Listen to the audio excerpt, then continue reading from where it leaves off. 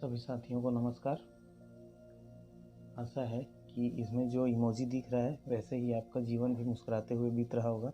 हालांकि कोरोना काल चल रहा है, लेकिन हमको इससे घबराने की आवश्यकता नहीं है, बल्कि डटकर सामना करना है। तो साथियों, इसी आशा और विश्वास के साथ कि आप लोग अच्छे होंगे, ये वीडियो आगे स्टार्ट किया जाएगा। आगे हम बढ़ेंगे और समझेंगे गणित की कुछ अवधारणाओं को। लेकिन उसके पहले दोस्तों, इस चैनल को लाइक, शेयर और सब्सक्राइब जरूर करें, ताकि आप लोगों का प्यार हमको मिलता रहे और हम आपका हमेशा सहयोग करते रहें। साथियों, आज हम कक्षा 9वीं के प्रश्न अध्याय 7 जो कि है राशियों की तुलना की प्रश्नावली 7.2 से प्रश्न हल करेंगे। हम पहले भी बहुत सारे प्रश्न हल कर चुके हैं। आज हम हल करेंगे क्वेश्चन नंबर 7वां नंबर का प्रश्न हम हल करेंगे। प्रश्न एक बार पढ़ लेते हैं। 9,000 रुपये पर किसी बैंक से एक वर्ष में कितना ब्याज प्राप्त होगा यदि ब्याज की दर 8% वार्षिक हो और गणना तिमाही की जाए। आप एक बार प्रश्न मिला लेंगे अपने पुस्तक से भी कि यह क्वेश्चन दिया है कि 9,000 रुपये किसी बैंक में हम रख रहे हैं, तो वहाँ पर हमको एक साल रखने के बाद कितना इंटरेस्ट बैंक से हमको प्राप्त होगा, उसको हमको देखना है। जबकि 8% जो है एक साल में दिया जाता है, ठीक है। लेकिन गणना कब करनी है? तिमाही करनी है। इसके पहले वीडियो में हमने 6 माही वाले क्वेश्चंस को देखे हैं, तो यहाँ पर अभी क्या है, तिमाही गणना हमको करनी है। तो चलिए इसको हल करके देखते हैं।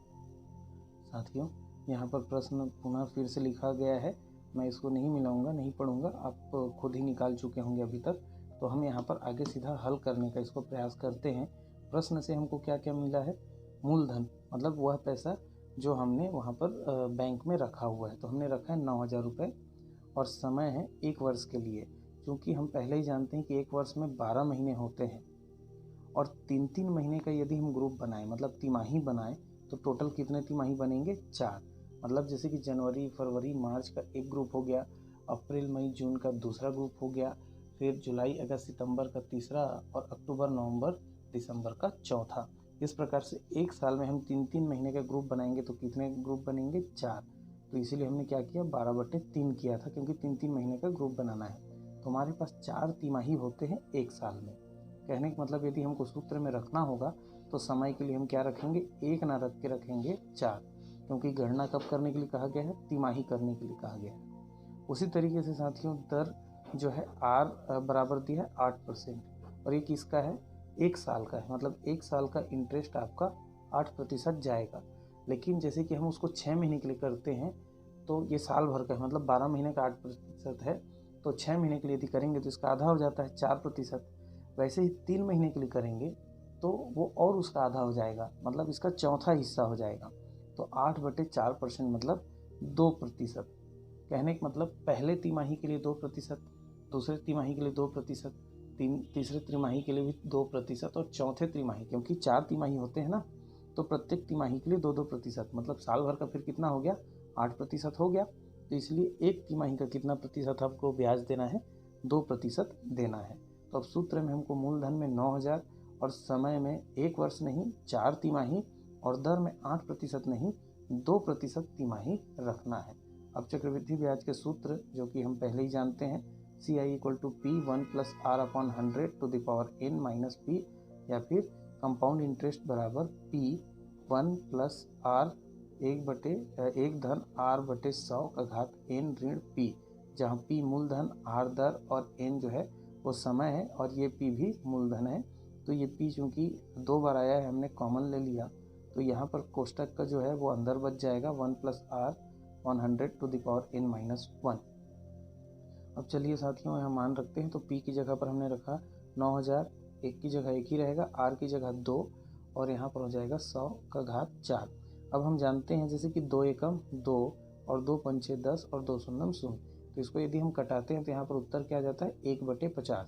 तो देख लीजिए, हमने यहाँ पर लिखा है 9,000 का 9,000, 1 की जगह पर 1, यहाँ 2 की जगह पर हो जाएगा 1 और यहाँ पर कटा चुके हैं इसलिए हो जाएगा 50 और घात 4 ऋण 1। लेकिन हम तिर्यक गुणा जब करेंगे तो 50 का 50 के 1 के साथ होगा, जैसे नीचे कुछ नहीं मतलब 1 है, तो 50 एकम 50 और 1 क्या हो जाएगा? 51 बटे नीचे का 50।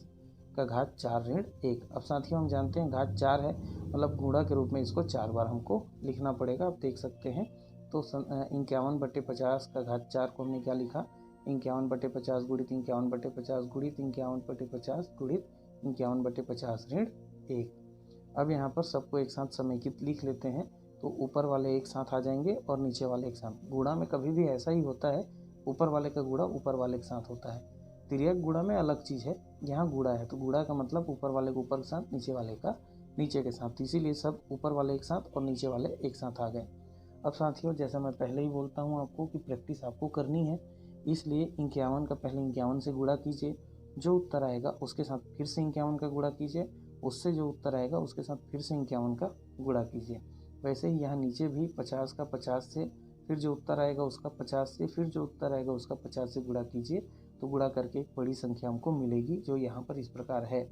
मैंने ऊपर वाले का गुणा करके निकाल लिया है पहले से ही, तो यहाँ पर आ गया 67,65,201।